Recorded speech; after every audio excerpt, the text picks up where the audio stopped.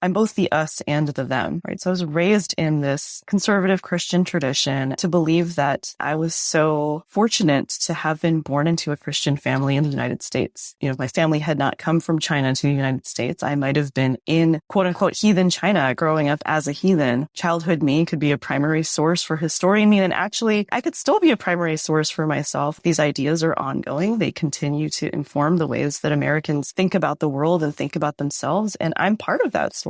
You won't hear the word heathen very often today, and Christians originally used the term to describe unbelievers, people who clung to the old gods out in the wilderness. But Christians also thought they could detect heathen unbelief by looking at people's bodies, by the color of their skin or the shape of their landscapes. Race and religion became intertwined. Over time, people became less comfortable using the term heathen. It sounded harsh and judgmental and xenophobic. But even though the word itself has been mostly erased from white Christian vocabulary, the troubling ideas behind it have persisted and even spread beyond religion. Historian Kathryn Gin Lum outlines the story in her book, Heathen, Religion and Race in American History. And she joins us to talk about it in this episode of Fireside with Blair Hodges.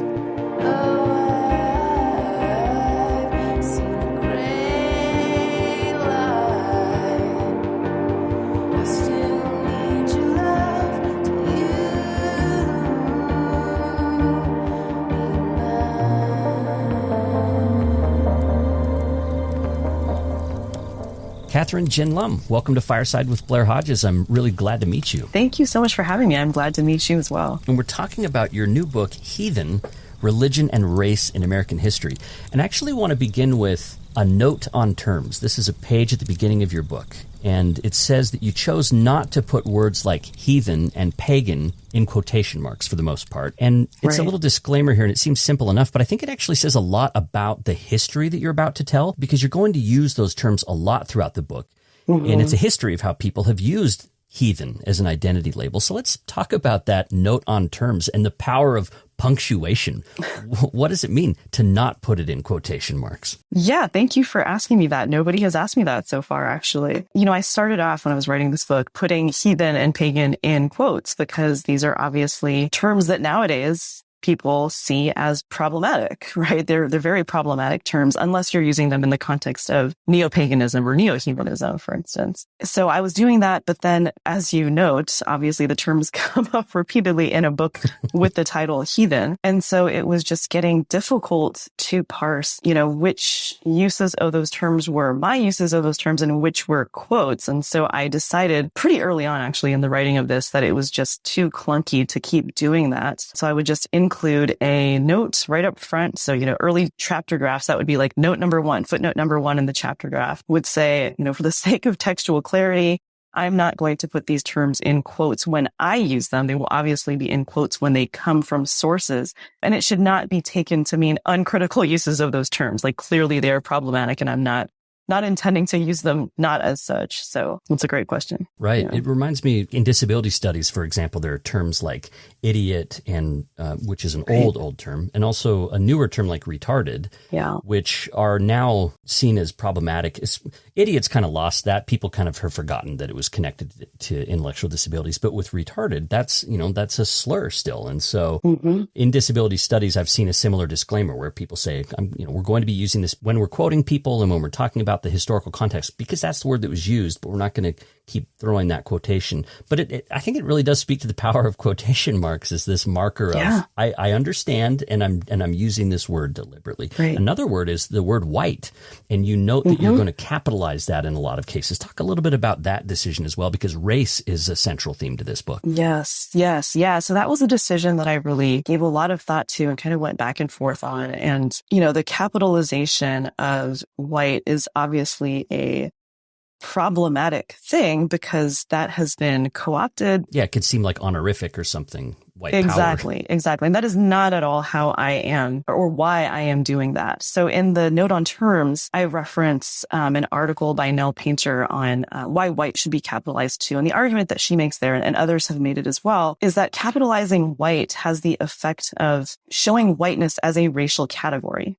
Not capitalizing white makes it seem like an unmarked normative category against which every other group is raised. And it has a jarring effect. I think capitalizing white has a kind of jarring effect to mark it as a racial group, right? And that's really part of the project of this book, is to think about whiteness as a racial category and to mark it as such. And so that's the reason why I did that. Not at all to give it any sort of like honorific designation, but to simply say, yes, whiteness is a racial category and it needs to be studied seriously as such. You had to do a lot of thinking about that. And, scholars today really are very aware that they're writing from their own perspectives. They come from a particular perspective, racial background, gender, sexual orientation, all kinds of things.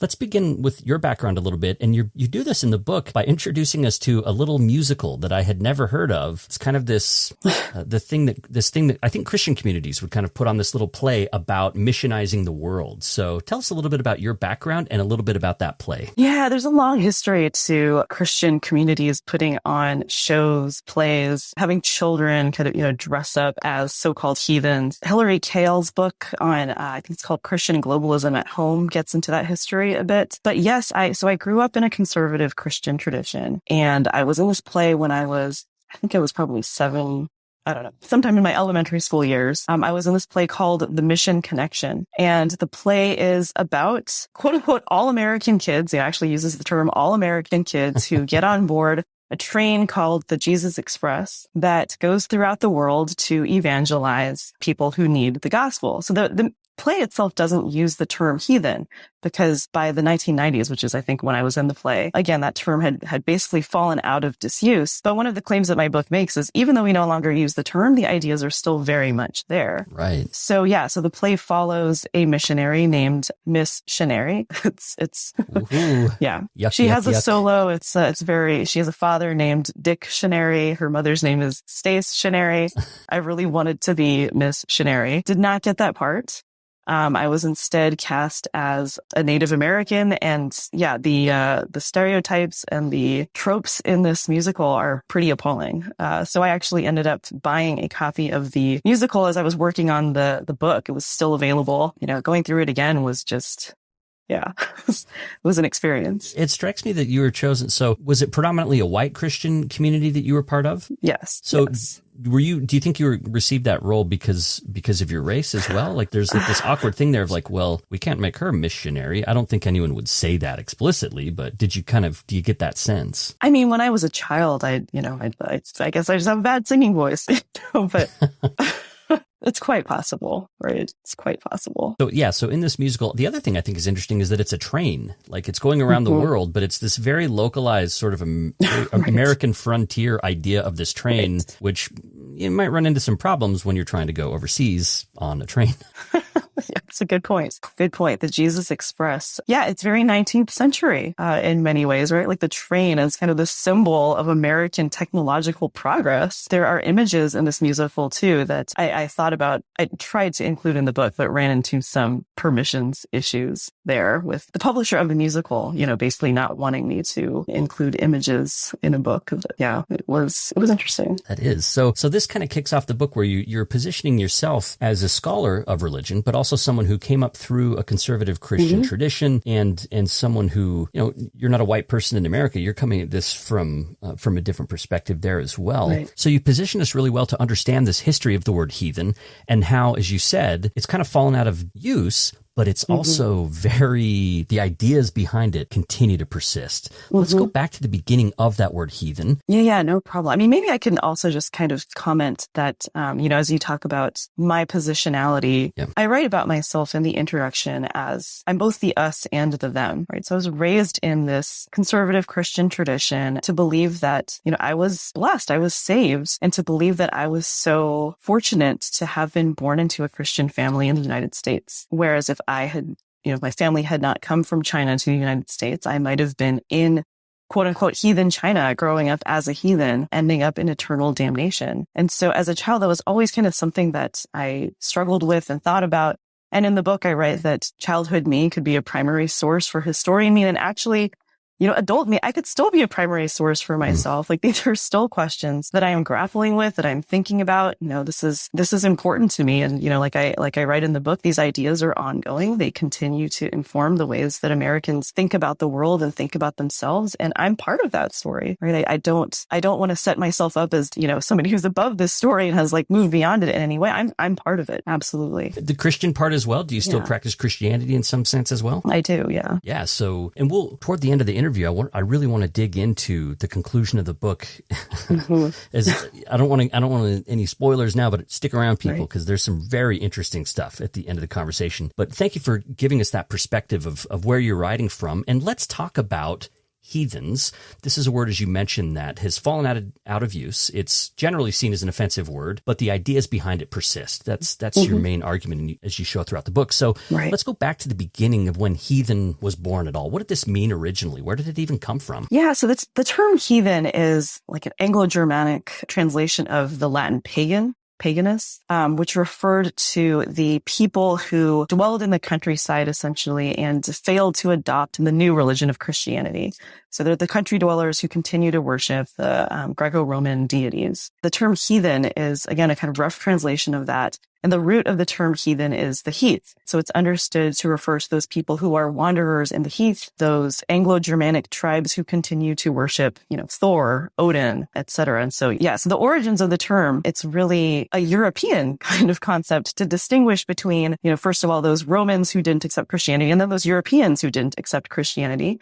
And then as Europeans realize that there are other people in the world, the term heathen then has to kind of stretch to encompass people from different parts of the world. Okay, so heathen, it pertained not only to, I would think it's like kind of about beliefs, but it's also like they don't have the right beliefs, right? So as you said, they worship the old gods, but it was also tied to location, where they were, kind of on the margins, to the language that they had, to maybe even to the nature of their intelligence itself. Maybe these kind of country bumpkin kind of vibe, right? Or like hicks out in the sticks kind of a thing. These pagans that are just maybe undereducated or stupid. Right. So it talks about religious belief and practice, but also location, intelligence, and then race gets tied up into this. Talk about how that started to happen. Yeah. So as you know, one of the arguments is the continuity and the lasting significance of the term. But really one of the other central arguments of the book is that this category of the heathen is really important to how we understand racialization and the ways in which the racial other is formed. So as you note, right, heathenness is understood to be this quality that is about wrong belief. But wrong belief is never just, an interior status. It manifests in many ways. And it's understood to manifest in the ways that so-called heathens take care of or fail to take care of the lands that they live on. And then it's also understood to manifest on their bodies. So their failure to take care of their bodies. So heathenness is thought to be a kind of changeable characteristic, right? So the heathens are people who are backwards, who are needy, who don't know how to take care of themselves. And therefore, that sets up the Christian as the person who can come in and save them. And in terms of the ways in which heathenism connects to race, so some scholars have seen race as a quality that is understood to be innate, right? So it's the social construction of human hierarchies based on innate human difference. Something that's supposed to be, red on the skin. It's supposed to be visible and phenotypical. Yeah, like color, head shape, body shape. Exactly. Yeah. Exactly. And so scholars who adhere to this kind of understanding of race see heathenism as not a fully racial concept because heathenism is changeable. Like that's the very point of heathenism is it's supposed to be converted away. But in the book, I draw on the definition or understanding of race that Sylvester Johnson poses in his book on African American religions, which is that race is really about colonial governance, right? So with the division of the world into colonizers and colonized, Europeans and non-Europeans, it's kind of a binary process. And the heathen is central to this binary process, right? It's actually the very changeable quality of the heathen that makes it so important in this racializing process of some people declaring themselves to be colonizers who can uplift or take over or, teach the so-called heathens how to live. And people also differed about whether this heathenism was something inborn, like natural, or if it was something circumstantial. And this had an impact on how Christians would approach the heathens. So say a little bit more about that, about, this inborn thing versus circumstantial, and how Christians would react as a result of that. Yeah. So, and that could change over time, like in a very short amount of time, actually, that, some Christians would see certain people as heathens who could be changed.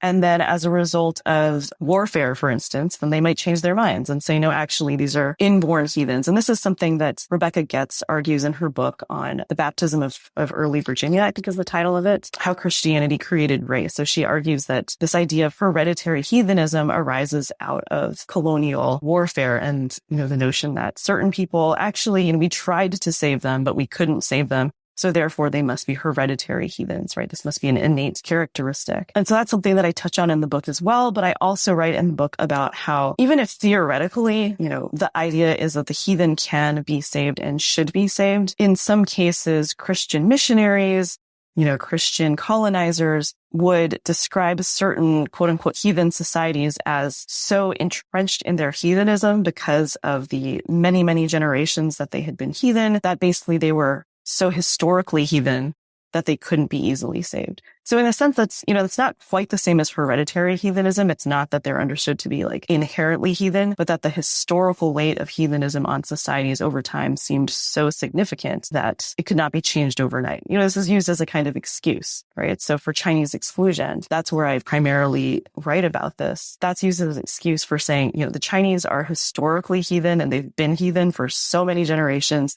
We cannot allow them into the country. It seems like a convenient way to explain why Christian mission efforts maybe weren't as successful as people hoped they would be. What do you think about that? Exactly. That's exactly right. Yes, hereditary heathenism and historical heathenism are convenient ways to say we tried, but, it was so entrenched we couldn't make the difference that we hoped to. So your book talks about how white Europeans and Euro-Americans really managed to combine a whole bunch of different peoples into this singular category. Did they wrestle with that in seeing okay, we're using the same term for people who are clearly very different from each other? And what did that wrestle look like? Yeah, so heathenism functions as this kind of umbrella or blanket category that clumps people of the world together, very different kinds of people of the world together. And it not only clumps people geographically, but it also clumps people across time. So it's not just like people in different parts of the world, but it also stretches back to like the Greco-Roman world. And that really creates some, wrestling with like, how do we fit such different people under this broad term? So there's, debates over the classics, debates over whether the classics should be taught in schools, for instance. That's how you see some of this wrestling playing out. So heathenism doesn't neatly overlap onto civilizational ladders, so-called civilizational ladders. So people who were so-called heathens, were understood to be on like all spectrums of the so-called, these so-called civilizational ladders. And so there's some wrestling there as well. Do you mean like whether they have like certain kind of buildings and advanced technology, or whether they live kind of like in a literacy, more rural situation? Yeah, exactly. So Emily Conroy Krutz writes about this in her book on Christian imperialism. She talks about hierarchies of heathenism and how missionaries, basically typologized the so-called heathen world with some heathen societies that were viewed to be like at the top of civilizational ladders and others viewed to be at the bottom. And they tried to direct their energies at first to the middle of these ladders because they thought that would be where their work would bear the most fruit, I guess, right? Because they didn't want people who were so entrenched in their ways that they would just basically say, no, we don't need you. And they didn't want people who were supposedly at the bottom of these ladders who would require a lot of European intervention. So they tried to go for the middle. That's what she argues there. So that's also where you can see this kind of wrestling. But what I write in the book is that, despite this wrestling, despite this problematic overlay of this category onto these ladders, the concept of heathenism, the umbrella concept, like the blanket quality of this category, was actually very helpful for white American Christians in creating a kind of ceiling to civilizational ladders. That, if they felt threatened by particular quote unquote heathen civilizations, seeing them as heathen essentially swept them off civilizational ladders into this morass of shared heathenism. Yeah, let's talk more about landscapes, because one of your chapters, I think chapter 3, talks about how the idea of the heathen has been closely connected to how landscapes are valued. And I think this connects to civilization in general, right? So American Protestants would point to the Bible. They would point to scriptures like Isaiah 35,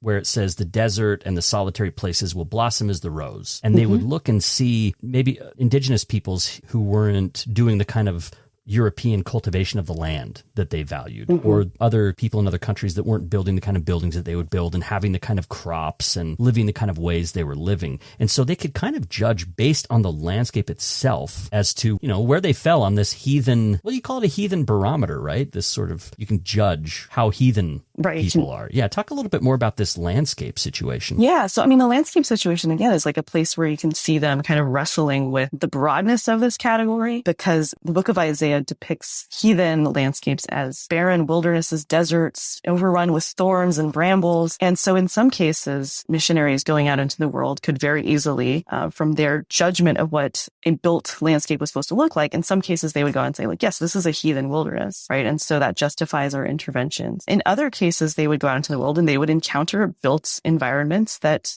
more closely align with their expectations of what architecture, et cetera, would look like from a European perspective. And so, that made them think, okay, so how does this fit into this heathen paradigm of a landscape that is overrun with brambles and thorns, et cetera, right? And so you get descriptions of, for instance, China and India, that are really interesting, because they start off with like, oh, wow, we see these beautiful buildings. They're so colorful. They're like ancient. They've been here for thousands of years. And that's kind of threatening to their self-conception as superior white Christians. And so then what they end up doing is this move of basically reading these landscapes through the book of Isaiah, saying, behind these gilded surfaces, you might think these are gilded surfaces, but underneath, what you really see is decay, overgrown environments. These people don't actually know how to take care of their landscapes. This is why there's famine in these countries all the time. Their farming technologies are inferior and backwards. They don't have machines. And so the only reason why these places have been able to sustain their people for so many generations is because they have so many people.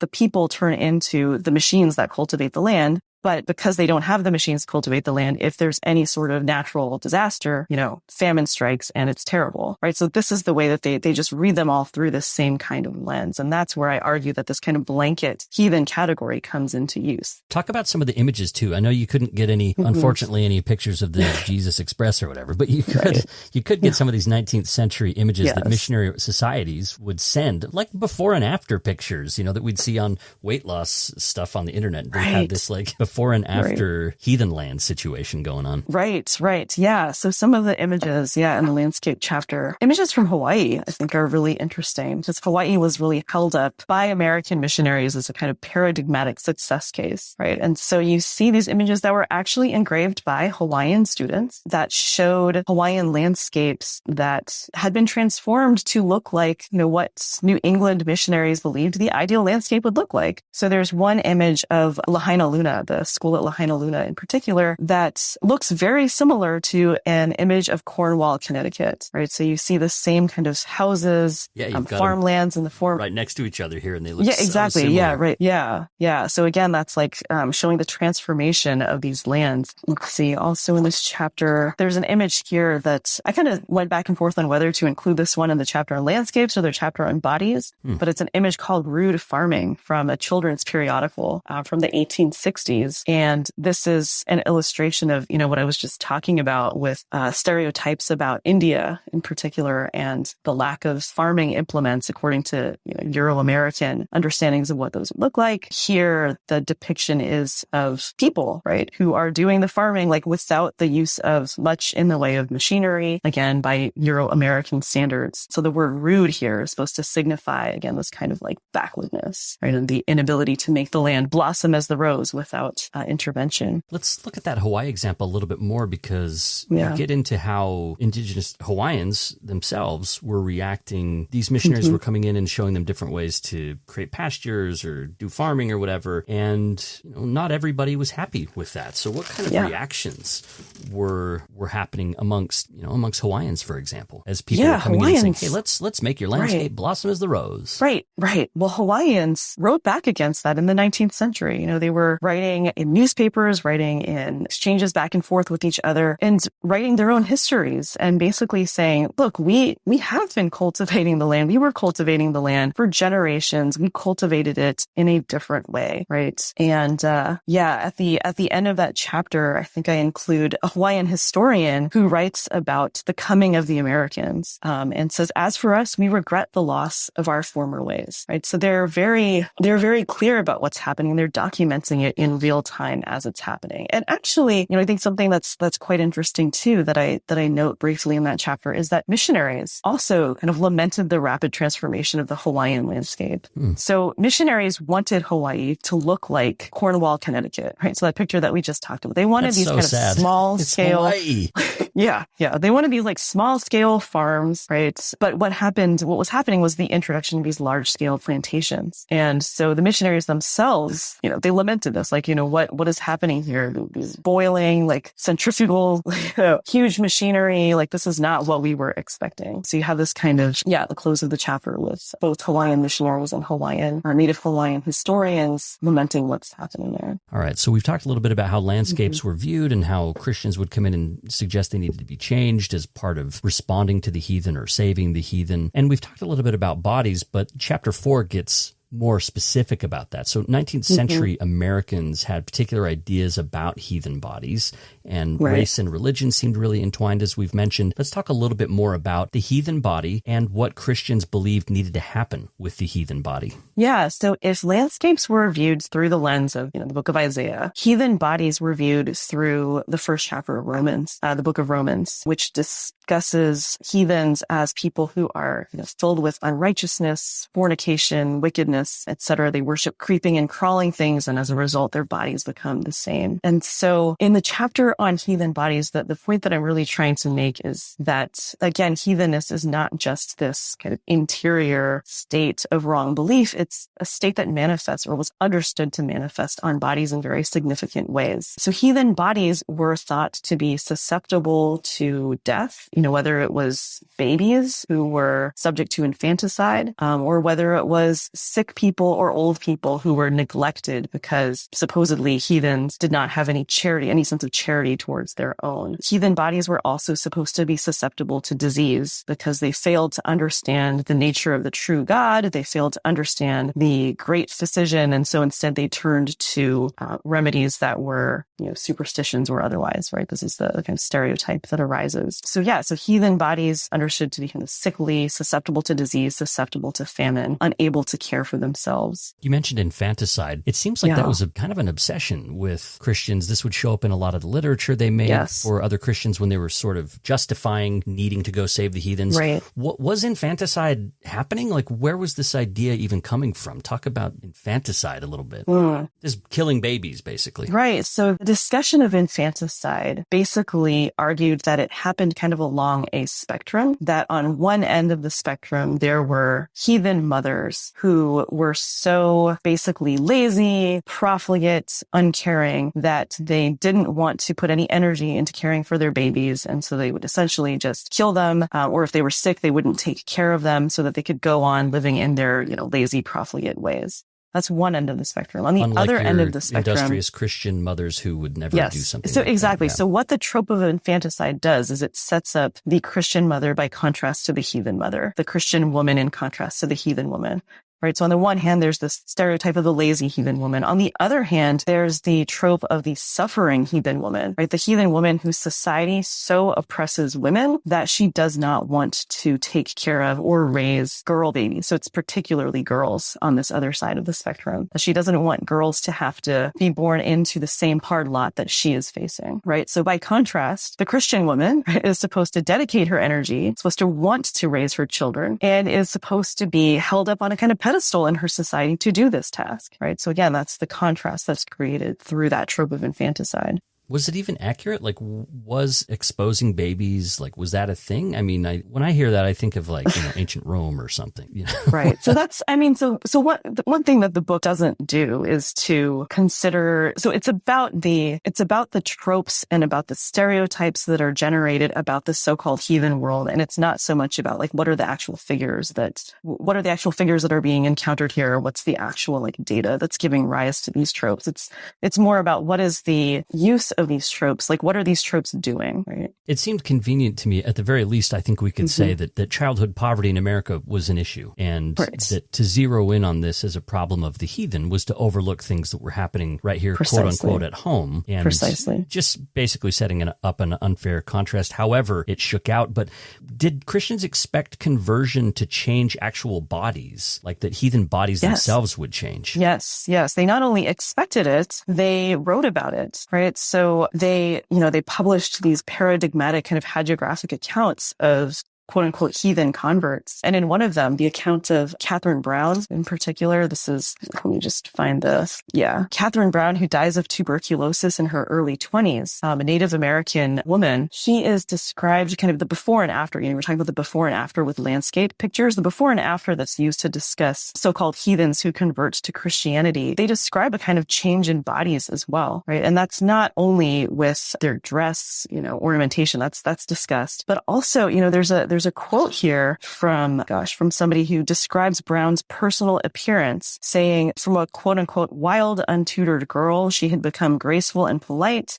Some of my acquaintance were unwilling to believe she was an Indian. And so this kind of transformation is read onto bodies as well. We see a little bit of that in my own tradition, Latter-day Saint tradition, that would think that conversion would even lighten skin, or that you'd be able to see on someone's face that they had converted. The facial features might even change. Right. And so I was struck to see that happening in broader Christianity as well, kind of in a little bit different of a register, but the same idea that conversion, that description you say, she went from this wild to this, that was a bodily description, right? They're talking about hair. They're talking about how she walked and how her body looked. And there's a lot packed into those terms. Exactly. That's Kathryn Gin Lum. She's Associate Professor of Religious Studies at Stanford University. And today we're talking about her book, Heathen, Religion and Race in American History. Okay, so far we've covered part one of the book, and part two, you introduce us to a fascinating person. So you've talked about these accounts that Christians gave of converts. They would have this heathen convert, and they would kind of tell their story and say how they changed. In part two, we meet, I don't know if I can pronounce this correctly, but Uchimura Kanzo? Is that good? This is a Japanese person who converted to Christianity and published a book in the late 1800s. Let's spend a little bit of time with him. Yeah. It's not your typical conversion narrative. Right. Yeah, he's one of my favorite characters in this book. So he writes this book called The Diary of a Japanese Convert. And in the diary, so he describes the diary as kind of the log of a biologist, like what a biologist might write about the process of conversion. And throughout the diary, he pushes back against the idea that conversion is this kind of immediate day to night transformation. And he writes of himself as a body in the process of converting, right? It's a process, and it's a process that he is fully aware of, and a process that he undertakes with the full awareness, in addition, of white American racism and Christian hypocrisy, right? So he is not becoming a Christian because he's being forced to, although he does describe a kind of situation like that when he is a youth. But yeah, it's just such a rich and complex source. How would Christians perceive him at the time? Would they see him as you're joining obviously they would believe he's joining the true religion, and so, but how would they perceive him? Like, was this kind of a victory? Like, a heathen is joining the correct religion now? Yeah. So his initial conversion process happens in Japan when he goes to Sapporo Agricultural College, which is then under the influence of an American missionary educator who basically seeks to, convert the entire school. So a revival kind of setting sweeps the school. Uchimura is the one student who holds out, and then finally he gives in. So again, there is this kind of, sense of pressure, peer pressure, as he initially converts. And then he comes to America, and he's basically paraded, in front of gatherings as an example of a heathen convert, of a body that has changed. And he pushes back against this in really descriptive terms, right? He describes these gatherings as circuses, circuses, right? Circuses where heathens who've converted to Christianity are like he calls it regenerate rhinoceroses who are paraded before these audiences, made to speak of their conversions. And he does not like this because he sees it, again, as a process that he's still undergoing. And why should you look at my body, as this outcome of your process? He picked up on that racism. How else did he perceive white Christians? I mean, this is the religion that he joined. And at this point, and his location was predominantly white. How did he wrestle with that? Yeah. So he was very clear-eyed, in understanding the racism that he encountered in the U.S. When he first comes to the U.S., he expects it to be this land of, enlightened Christianity. And he begins to see Japan as a land of heathenism that's shrouded in ignorance. And then coming to the U.S., he begins to see things in, shades of gray, essentially. Yeah. He writes this. He sees, white American racism towards African Americans. And he writes about that. He writes about white American racism against Chinese immigrants. And he writes about that. And he says, how this hypocrisy is just so clear, right? That to still choose to convert to Christianity or to be in the process of conversion for him is, again, like a wrestling that happens over the course of this diary. And that's why it cannot be this kind of night to day, overnight experience. I was impressed as well that he came to apply the heathen label himself kind of in a new way. He began applying the heathen label to white American Christians. Yes, exactly. And so I used him to introduce a chapter called Barometer, with this notion of the heathen barometer, which you brought up earlier. But basically, the idea of the heathen barometer is that there are these certain characteristics that it's like a checkbox, a list of things that if you detect this, if you detect that, if you detect, all of these things, then beep, beep, beep, you've discovered heathenism. But the thing with the heathen barometer threshold has been crossed. Right, exactly. But the thing with the heathen barometer is that it can be flipped. It can be flipped back on white Christian Americans themselves as a very kind of effective rhetorical strategy to say, actually what we're detecting here is hypocrisy, right? And so Uchimura Kanzo does this. We also see this in African American critiques of slavery and racism. And I wanted to spend a little time there if you want to give some examples of African-American critiques using the heathen label similarly to how Uchimura Kanzo did. Yes, exactly. So, one example is David Walker's appeal from 1829, the appeal in 4 articles. Walker does what Uchimura does with the term heathen, with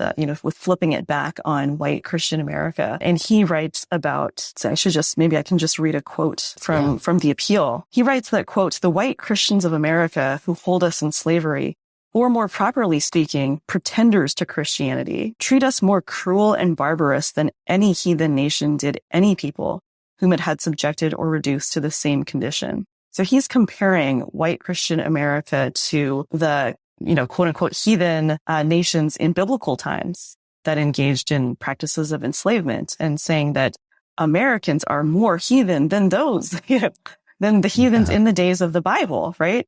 And to say the words like the pretenders to Christianity really, I think, makes explicit here, you're not Christians, right? You are more heathen than the heathens that you read about in the Bible. They could use Christianity to critique the way that Christianity was being practiced. Yes, and right. Were there receptive audiences for that? What were the kind of reactions that they would get with these, frankly, really bold pronouncements about heathenism, turning that back on white American Christians? Yeah, well, David Walker's appeal was met with fear, with great fear, right? It led to kind of a repression, a crackdown against literacy. Yeah, he ends up, smuggling copies of it, sewing it into the clothing sewing into the lining of clothing that he's buying and reselling to sailors. So this, this kind of rhetoric is really met with fear. I think of a recognition that it is powerful, a recognition that it challenges, one of the justifications of enslavement that white Christian enslavers were giving, which was that slavery was supposed to be this kind of institution that helped to Christianize enslaved people. Exactly. And so for Walker to expose that this is actually a hypocritical, unchristian, heathen kind of claim is a very powerful argument to make. And so, so there's a crackdown, there's a lot of fear about the appeal being spread and read. Walker manages to find ways to get it to enslaved people.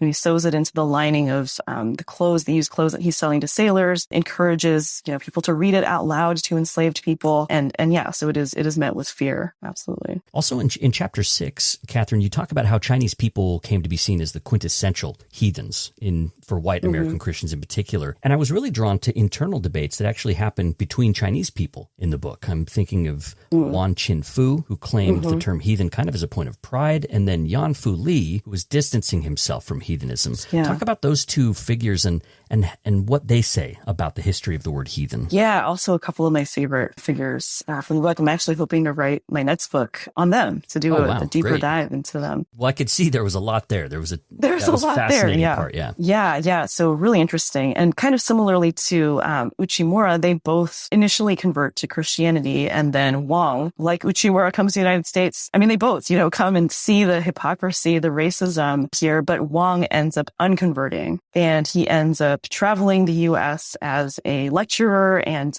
the self-styled Confucian missionary. Very interestingly, claims the title of heathen for himself. He writes a piece in 1887 called Why Am I a Heathen? That basically inverts the ways in which the characteristics of heathenism had come to seem negative, problematic, and says actually heathenism is the source of China's strength and longevity for all of these many years. And Americans would do well to learn something from heathens. Americans who are endlessly striving, who are building all of these machines. What are they doing that for? Building these machines, putting people out of work. Americans have no charity. They don't care about people who are impoverished. They don't care about people who need help. They're the ones who are uncharitable, not the so-called heathens. And so you need to learn from us. Li, by contrast, writes a piece a month after Wang's called Why I Am Not a Heathen. And that piece is interesting because he does acknowledge white Christian racism and hypocrisy. But what he does is to try to separate that from what he sees as a pure Christianity. Yeah, so Li discriminated between what he called true Christians and hypocritical ones. Right, so he says, Confucius says it is impossible to carve on rotten timber. Christianity is not responsible for the acts of morally rotten men. And yet, where there is any soundness at all, it has demonstrated its power to heal and save. Right. So he's, again, kind of differentiating between Christianity that's been practiced in a way by racist white Americans, such as Dennis Kearney, who's somebody that Wang talks about as well. Dennis Kearney, a labor leader from the late 19th century, who's, one of the most prominent anti-Chinese demagogues.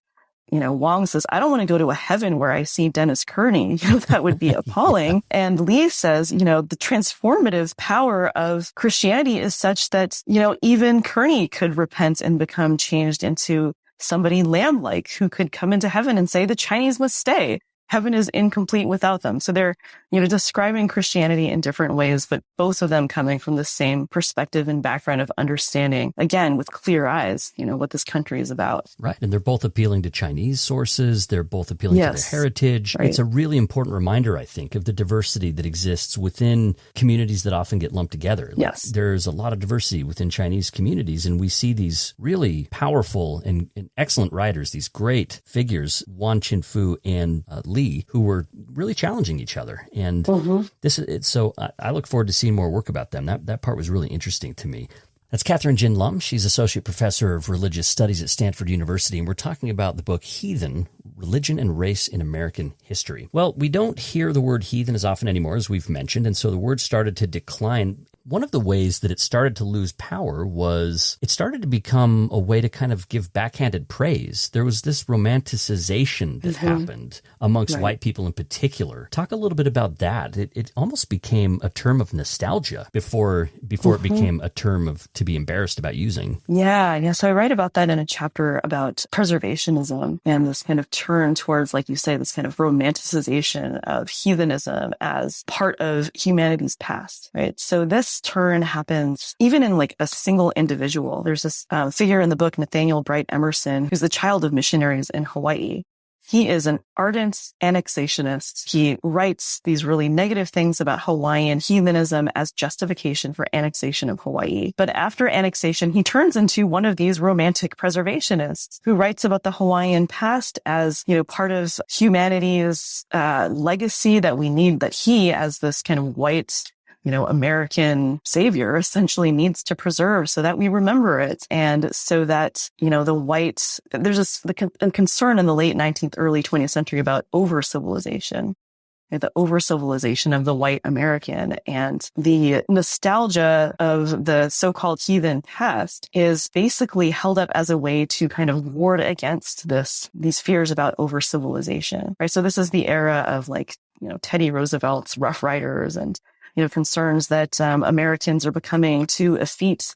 They're sitting in offices. They're not connected to the land anymore. And so so-called heathens are supposed to basically, demonstrate what humans used to be able to do, right? Like how they used to understand the land, and to teach white Americans certain things that they might be able to preserve of these ways that have essentially become defanged, right? So for Emerson in particular, he kind of stands in as a paradigmatic figure here of someone who initially describes heathenism as very alive, very threatening. And then it becomes this defanged, for him, part of the past that we can learn from, that we can kind of selectively pick from to enhance white American civilization. I see echoes of this today when white people say, that's my spirit animal, or they they borrow indigenous terms to talk about environmentalism or something. And so this romanticization seems to persist even to the present. Yes, absolutely. There seems to be an increase in respect and maybe religious pluralism. Instead of a blanket term like heathen, you see in literature, people more often will refer to Hindu and Sikhism. And so being more specific, was that like a gesture of neighborliness? Like what was behind the shift to those terms? Yeah, that's a good question. So, part of the story of the category of heathen is a story of growing world religions awareness. Well, first it was kind of a binary categorization of the world's religions, right? Christians and all else, heathens. And then this kind of 4-part categorization arises in, 18th century compendia of the world's religions: Christians, Jews, Muslims, and heathens. And then by the late 19th century, this category of the heathen kind of breaks into this proliferation of terms. So you see, with the world's parliament of religions, traditions are named, right? Traditions are understood to have their own names. But as I write in the book, that kind of narrative of the, increasing expansion of understanding of world religions, it suggests that the category of heathen is just replaced by all of these other terms, that it no longer matters, and that it's become part of the past of the academic study of religion. But I don't think that that's actually so much the case, right? I think that still this idea that, certain traditions emerge from this lineage of the heathen world continues to inform. This is where your book makes the most important intervention, I think, is it's more comfortable for me to believe that as a white person, I've left all that silliness behind. I don't say heathen. I don't use those kind of offensive terms. It's just part of history, and the world has continued to become more enlightened and so on and so forth, when in reality, as you point out in the book, the ideas that were animating that label of heathen persist today. And I'd like to hear from you where you see that. What are some examples of, we might not use that word heathen, but we're still seeing quote unquote heathens, and that is still happening. Right. Yeah. So there are a number of terms that have come to stand for the term heathen today. Third world, developing world, unreached peoples, frontier peoples. These are all terms that people use all the time nowadays, and don't necessarily think about, where they come from, or the ideas underlying them. What is the history behind that? These are all terms that, as we talked about with the category of heathen before, have this kind of umbrella or blanket-like quality that sweep people together. In the book, one of the things that I had hoped to do but didn't, because the press was concerned about how the printing quality would come out, I'd wanted to include maps side by side of 19th century maps of the so-called heathen world that are color-coded, that basically color the so-called heathen world, all the same, gray, for instance, or brown. And I wanted to put that side by side with contemporary maps of the world that show the so-called third world, right? Or the developing world, unreached peoples, and see, these ways of viewing the world, the idea that you could just, sweep people across the world under the same heading, that has long roots. right? So in the book, I talk about the continuation of these ideas, both in the realm of humanitarian organizations, some of which are religious and some of which are not. I also talk about it I actually talk about Silicon Valley techno-salvationism briefly, partly because this is where I am. And so I'm very, this is in my face all the time, right? The idea that there is a needy and suffering world out there that we can do something about, that we can save. I've been to some of these Silicon Valley tech salvationist events, and the language, the maps, the images, just so similar to what you see from the 19th century, depicting needy and suffering people and putting the power to save them in the hands of Americans. Yeah, I've heard it called poverty porn. Something that excites and gets people interested.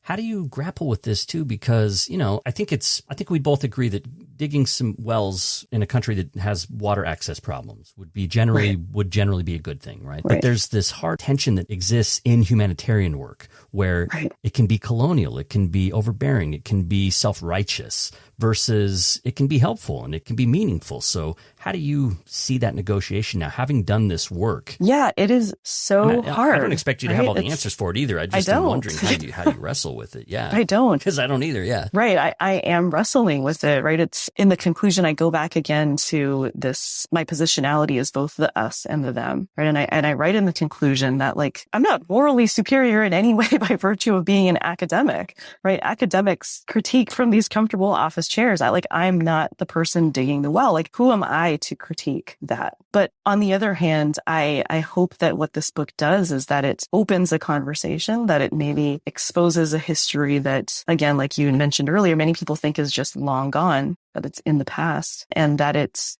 encourages people to ask questions about why they're doing what they're doing, what they hope to come out of it, and who it's really for, I guess. But it is really hard. It's really hard questions. And whenever I talk about this book for audiences, particularly for audiences of students, that's always the question that they ask at the end. I've had students who have been planning to go into humanitarian work after they graduate, and they ask me should I not do this?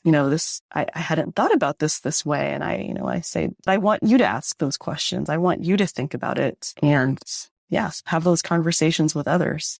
You also point out that history itself has been a colonial type of discipline, that itself has been used to define heathens and to help the advance of civilization and so on and so forth. And so you grapple with that as well. And I was impressed in the concluding remarks that you make that you're very straightforward about that and saying that you recognize problems within your own tradition as you're levying a critique, that there's critique that could come right back at you. Yeah. So I write about, not only in this book, but actually in an article that I was writing as I was thinking about the book, about history and how the discipline of history was formulated against the supposedly historyless or stagnating heathen, right? So I'm not by any means the first scholar to write about this. There's many scholars who've made this kind of claim, but the very story that I'm narrating, it's about how white American Christians, white European Christians set themselves against the so-called heathen world as progressive history-making people whose interventions into the world would basically jumpstart the world into the process of history, right?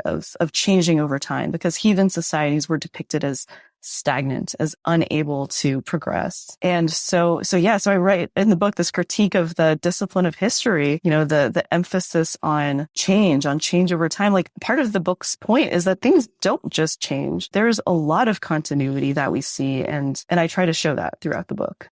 Kathryn, before we go, I just wondered if you could say a little bit more about the relationship between, your religious faith and the scholarship that you've been producing. Like I mentioned earlier, I've been grappling with these questions to some extent or other since I was a kid. The way that I understood them has changed over time.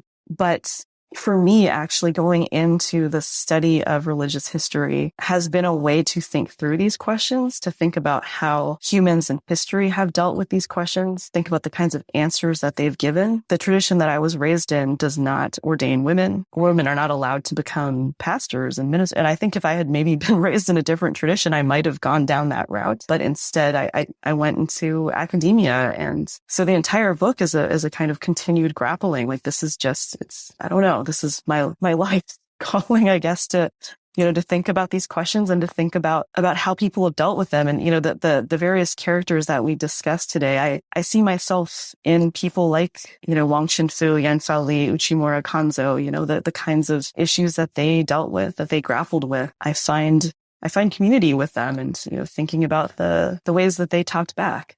That's Kathryn Gin Lum, Associate Professor of Religious Studies at Stanford University. And today we talked about her book, Heathen, Religion and Race in American History. She's also author of a book called Damned Nation, which is a history of hell, the idea of hell in America from the Revolution to Reconstruction. Really fascinating book as well. So we're going to go take a quick break, Kathryn, and then come back and get a best book recommendation from you, if that's all right. Yeah, absolutely.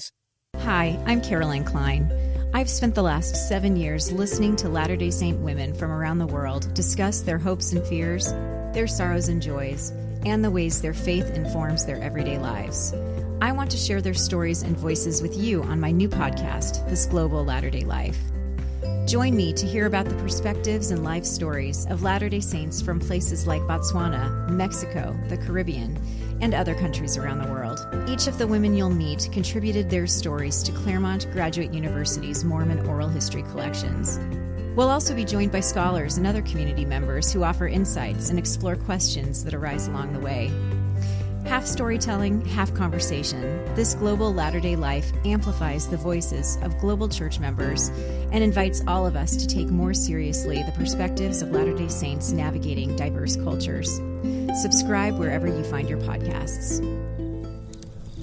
All right, it's Blair Hodges, and I'm just, shuffling the logs around on the fire a little bit, keep the flames going a little bit longer, and checking out some reviews that came in since I last recorded. There's one here from Masha R. This is Masha Rumor, so she appeared on the show earlier, and she's also a listener as well.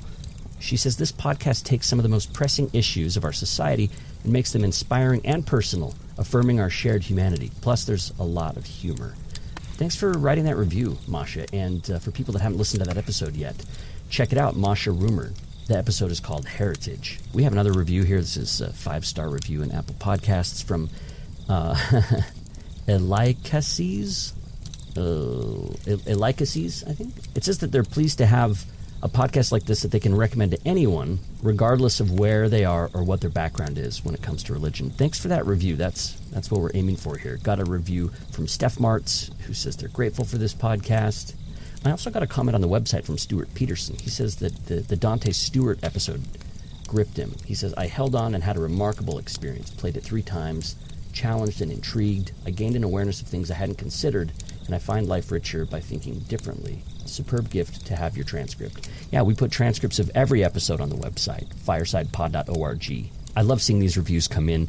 Time's running out, though. We're on the back half of the season here, so now's the time to leave a review. It really makes a difference, and I love getting feedback and hearing from listeners about what they're enjoying. So thanks to everybody who's taken time to write a review in Apple Podcasts or leave a comment on social media or on the website, firesidepod.org. I also want to take a second to plug a new podcast that just became part of the Dialogue Podcast Network. It's called Latter-day Struggles, and it's hosted by Valerie and Nathan Hamaker, a really cool couple. And Valerie is a licensed therapist and just a really smart and compassionate person. I had the chance to meet her in person and talk with her a bit about her show, and I've listened to some of her episodes. And this is a really interesting podcast because it's about faith transitions, faith expansion. It's not trying to get people to stay Latter-day Saint or to leave the Latter-day Saint faith. It's just exploring questions that a lot of Latter-day Saints kind of struggle to explore and talk about from the perspective of a therapist. So if that sounds interesting, then check out Latter-day Struggles, the Faith Expansion podcast. All right, let's get back to it with Kathryn Gin Lum. It's Fireside with Blair Hodges. Kathryn Gin Lum is here, and we talked about her book, Heathen, Religion and Race in American History, a great book. And Kathryn, now it's time for you to recommend any book. It's the best book segment. So what did you bring for us? Yeah, so hard to narrow it down to one. It really is. It's almost an impossible question, I know. Yeah, so I'm gonna bring up a book that I read recently, even though there's so many books I could talk about, but I want to bring up David Chang's The World and All the Things Upon It, Native Hawaiian Geographies of Exploration. Such a good book. It's a really compelling read. And what it does is that it reorients a history that so many have told from the perspective of the United States, such that Hawaii is on the periphery and Hawaiians are people who are, quote unquote, to be encountered. But instead, Chang, again, reorients this and offers an incredible study that centers Hawaii and looks at the world from the perspective of Native Hawaiians who had their own geographic imagination, took their own voyages of exploration. So to give just one example from the book, Chang's discussion of Henry Abokia is just revelatory. So he's a Hawaiian man who came to the United States in the early 19th century out of geographic curiosity and interest. But most histories, starting in the 19th century itself, actually have discussed him as a youth, kind of a lost man-child, as Chang puts it, who converts to Christianity and who ends up becoming the subject of some of these hagiographies that I talked about before, spurs the mission to Hawaii. Chang completely changes how we understand him. He's not a boy. He's an agentive adult who trained for the Hawaiian priesthood, who was interested in learning about Christianity as part of his broader religious explorations. It's just a transformative read. And I mean, it's a real academic page turner. So I highly recommend it. That looks really good. I'll have a link to that at firesidepod.org and also links to your book and other books that we've talked about in the series. And if people use those links, then I get 50 cents from Jeff Bezos because it's Amazon links and I get 50 cents or something. So, but I mean, I think people should probably patronize their local bookseller. I should say do that first. But if you're going to buy it on Amazon, use my link and I'll get 28 cents or whatever from that sale. So that's how I'm getting rich off Fireside. All right, Kathryn, thanks so much for spending the time with us. Again, your book is Heathen, Religion and Race in American History. And thank you so much for taking the time to talk about it with me. This has been a lot of fun. Thank you so much for the opportunity and for really wonderful questions. Really appreciate it. Fireside with Blair Hodges is sponsored by the Howard W. Hunter Foundation, supporters of the Mormon Studies program at Claremont Graduate University in California.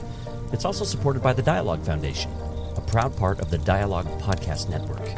All right, another episode's in the books. The fire has dimmed, but the discussion continues. Join me on Twitter and Instagram. I'm at PodFireside, and I'm on Facebook as well. You can leave a comment at firesidepod.org. You can also email me questions, comments, or suggestions directly. The address is blair@firesidepod.org, and please don't forget to rate and review the show in Apple Podcasts if you haven't already. Fireside is recorded, produced, and edited by me, Blair Hodges, in Salt Lake City. Special thanks to my production assistants, Kate Davis and Camille Messick, and also thanks to Christy Franson, Matthew Bowman, and Kristen Ulrich Hodges. The opening theme song is called Great Light by Deep Sea Diver. You can check out that excellent band at thisisdeepseadiver.com. Fireside with Blair Hodges is the place to fan the flames of your curiosity about life, faith, culture, and more. See you next time.